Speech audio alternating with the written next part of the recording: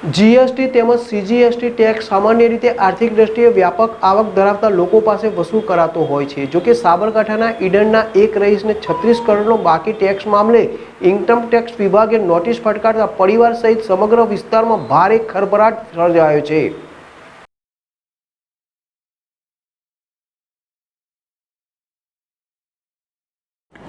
ઈડર તાલુકાના રતનપુર ગામે इंदिरा आवास योजना में बनेल घर में रहता परिवारों ने आईटी विभागे 36 करोड़नो हिसाब आपवानी नोटिस फटकारता आश्चर्य सर्जायु। साबरकांठा जिल्लाना ईडर तालुकाना रतनपुर गामे इंदिरा आवास योजना में बनेल घर में रहता परिवार ने आईटी विभागे 36 करोड़नो हिसाब आपवानी नोटिस फटकारता आश्चर्य सर्जायु छे। साबरकांठा जिल्लाना ईडरना रतनपुर गामना जितेश रामजीभाई मकवाणा नामना युवक ने आवकवेरा विभागे 36 करोड़नो हिसाब रजू करवा नोटिस फटकारी छे।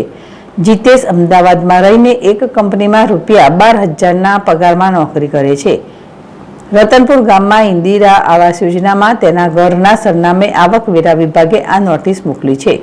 हिम्मतनगर आईटी विभागे जितेश रामजीभाई मकवाणा ने नोटिस मोकली छे। एमां तेना नामे जेके एंटरप्राइजना नामनी पेढ़ीनो उल्लेख करीने जीएसटी नंबर दर्शाव्यो छे। आ पेढ़ी द्वारा वर्ष 2020-21 अने 2021-22 ना वर्षमां कुल थईने 15 करोड़ 97 लाख अने 20 करोड़ 5 लाखना ट्रांजेक्शन थया छे, जे कुल 36 करोड़ 3 लाख थाय छे। आवकवेरा विभागनी कलम 14(8)A अंतर्गत ट्रांजेक्शन खुलासो करवा माटे पेढ़ीनो bank account statement, purchase register, sales register अने पेढ़ीने लगती जरूरी तमाम विगतो साथे 13 एप्रिल 2025 पहला जवाब रजू करवा माटे जणाववामां आव्युं छे। महीने 12,000 पगार पर नौकरी करी रहेला जितेश ने 36 करोड़नो खुलासो करवानी नोटिस मळता तेना पग नीचेथी जमीन सरकी गई हती। जितेशे जणाव्युं हतुं के नोटिस लईने हिम्मतनगर में आईटी विभाग में गया बाद एक भाईने नोटिस बतावी पण कोई जवाब मळ्यो न हतो। ज्यारे राज्य सरकारना जिल्ला अने तालुका मथके अलग अलग विभाग में धक्का खाधा पण मैं आई हेल्प यू ना वाक्यो लखेला छे, परंतु कोईए मदद न करे। Police station, cyber police station पर गया बाद मात्र निराशा सोंपड़ी होवानुं जितेशे जणाव्युं हतुं।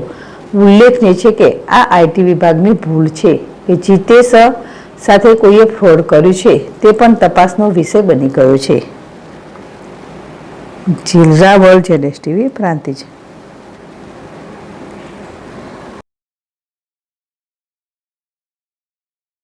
મારું નામ મકવાણા જીतेश कुमार रामजीभाई છે। ઉડર તાલુકાના રતનપુર ગામનો રહેવાસી છું। મને 36 કરોડની નોટિસ મળી છે। મારું મકાન પણ જો 36,000નું જ છે અને એમ ત્યાં કરવા ગયા હું ઈડર પોલીસ સ્ટેશનમાં તો મને એમને એમ કીધું કે અમારે કંઈ લેવડ દેવડ છે જ નહીં, આમાં તો તમારે ઇન્કમ ટેક્સમાં જવું પડશે। ઇન્કમ ટેક્સમાં હું ગયો ત્યાં હિંમતનગર તો પછી એમને મને બેસાડી રાખ્યો 10-15 મિનિટ કે તારે ભાઈ જીतेशભાઈ આ ભરવા જ પડશે પૈસા।